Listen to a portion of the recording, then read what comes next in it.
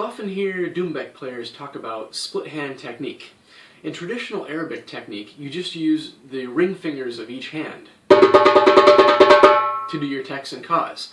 In split hand techniques, you use both the pointer and ring fingers on one hand or both hands, depending on which technique you're doing. There are actually many distinct split hand techniques. In this video, I'm going to break down a technique that I call pointer-pointer-ring-ring, and it's used to create teka-teka rolls that can go on as long as you need them to. So the basic technique, in its simplest form, is right pointer, left pointer, right ring, left ring. Again, right pointer, left pointer, right ring, left ring.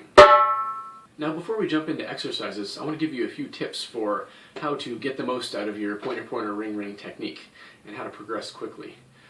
First off, you're going to need a strong pointer tek, because oftentimes that pointer tek occurs on the accent and you need the accent to sound accented. So that's what you want it to sound like, basically. Now, if you try to use the muscles in your finger to do it, it's not going to work. No good. Rather, make your finger as limp as you can possibly make it, and you're going to use the muscles in your arm and your wrist to do the technique. It's especially important to get the snap out of the wrist. The snap in the wrist is where the action really is. If you've ever taken a wet towel and wound it up and then kind of flung it at somebody, it's a similar technique. You're generating a lot of explosive force in a very short distance. So the finger is kind of along for the ride. It's flaccid, it needs to be in the right place at the right time, but beyond that it's not really doing a whole heck of a lot. For your left hand, I recommend having your elbow off the drum. You know, it's fine to rest your elbow on the drum sometimes when you're just conserving energy or feeling lazy or doing something simple or quiet, but when you want to do the technique harder, louder, it really helps to have that left elbow up, because that allows you to use the muscles in your whole arm as opposed to when you're anchored here just using your forearm. You're just more free-flowing. The drum's anchored against your leg, it's not going anywhere. And the technique for the left hand, to get a good ka, the pointer ka is really tricky for most people, especially if you haven't done any split hand technique before. It's going to take some work, but it works like this. Once again, it needs to be limp. And the action comes from gravity moving the arm down and the wrist twisting at the same time. So there's going to be an up-down motion in the arm, and there's going to be a back-and-forth motion with the wrist twisting. And you see my elbow flares a little bit when my wrist twists like that, and it's good. You don't really think about the elbow flaring, but if you can just allow it to do what it wants to do, then it's not going to impede you from doing the technique. So you want to come down with gravity and twist the wrist. This is just for the pointer right now. And then when you want to add the ring in, it's the up and down, back and forth thing.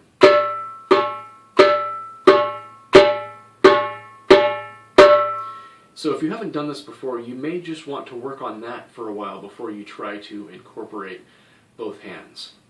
Okay, now a point on difficulty, because this is pretty tricky when you're first learning to do it. But it helps to appreciate the difference between the difficulty of learning a technique versus the difficulty of doing that technique once you've learned it. There's a lot of hours you got to put into developing that muscle memory and listening to make sure your technique sounds good. But once you get it, you know, you can really do it on autopilot with very little energy. Okay? And one more related point, and this really goes for all doumbek technique, and that is just to relax and remember to breathe. Because if you tense up, everything becomes more difficult and you're going to go out of rhythm and it's not going to sound good. Okay, let's do some exercises. So the first exercise is just going to be the basic pointer-pointer-ring-ring. And it's going to go right pointer, right ring, left ring, tek-ka, tek-ka.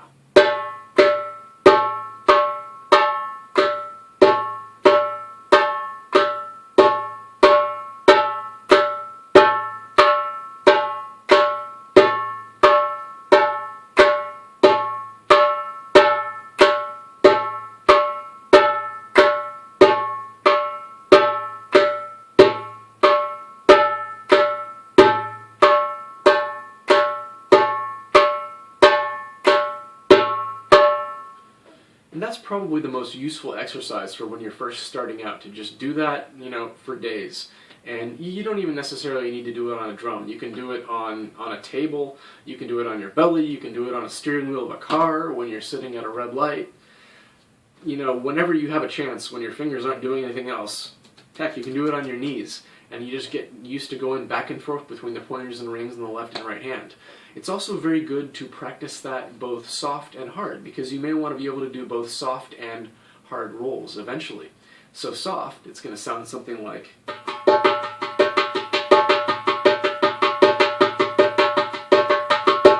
and hard.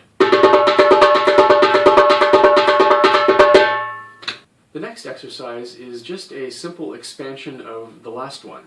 It's going to go, it's a roll, a fill, you can use it, it's 4 beats long, you can kind of throw it in any 4-beat rhythm. It goes tekka, tekka, tekka, tekka, tekka, tekka, and it's all pointer, pointer, ring, ring the whole way through. Alright?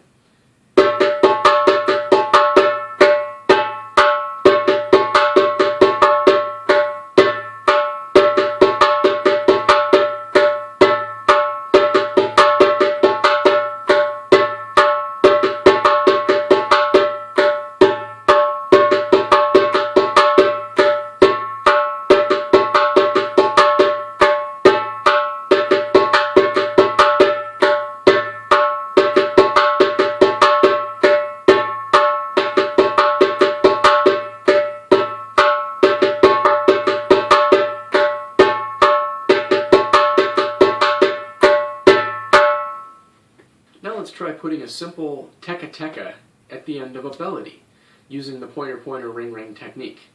So it's going to go, I'll use slaps on this one. Let's go doom doom, slap doom, tekka tekka doom doom, slap doom, tekka tekka.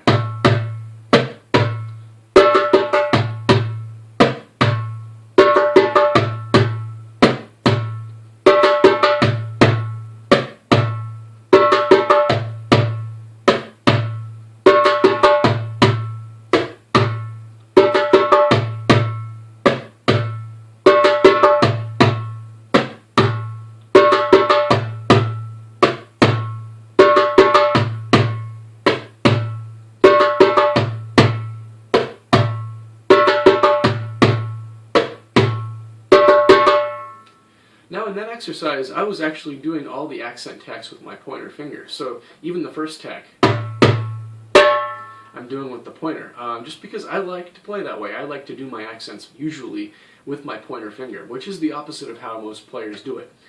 You can, figure out what works for you. Try different things, experiment around, and, see what works for you. The next exercise uses the rhythm karachi, and I just love pointer pointer ring ring for karachi. It lends itself really well, it's very natural. This is kind of a running karachi.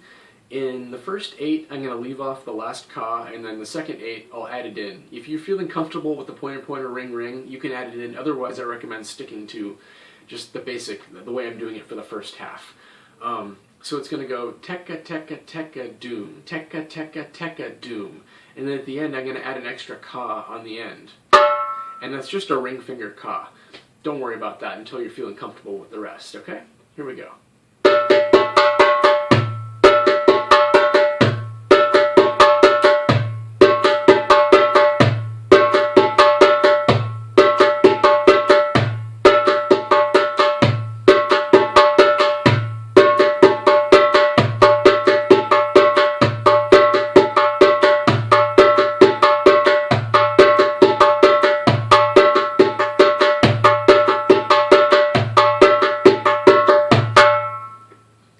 For fun, let's try it a little faster.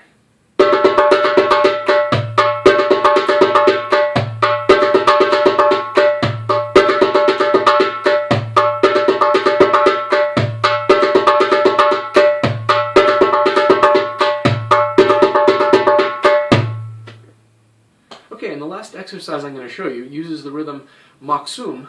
This isn't so much incorporating it into maksum, but rather using it as a fill in maksum. So I'm going to do 3 maksums. I'll just use the basics since we're focusing on this technique.